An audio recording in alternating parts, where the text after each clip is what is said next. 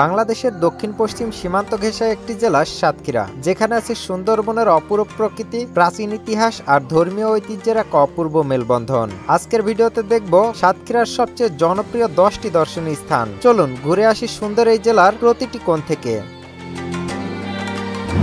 বাংলাদেশের প্রতিটি জেলার সৌন্দর্য, ইতিহাস আর অজানা গল্প নিয়ে আমি হাজির হয়েছি আপনাদের সামনে। চলুন ঘুরে আসি নিজের দেশ নতুন চোখে। সাবস্ক্রাইব করুন আর আমার সঙ্গে থাকুন। সুন্দরবন। মান্দারবাড়ি সমুদ্র সৈকত,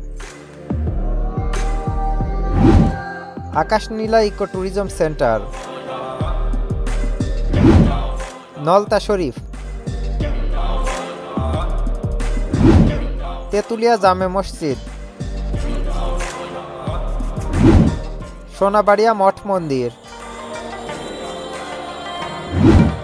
যশোরেশ্বরী কালী মন্দির,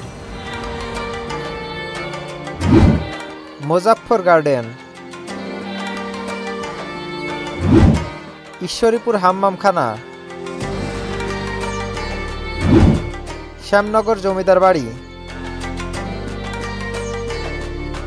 এই ছিল সাতক্ষীরা জেলার শীর্ষ 10টি দর্শনীয় স্থান।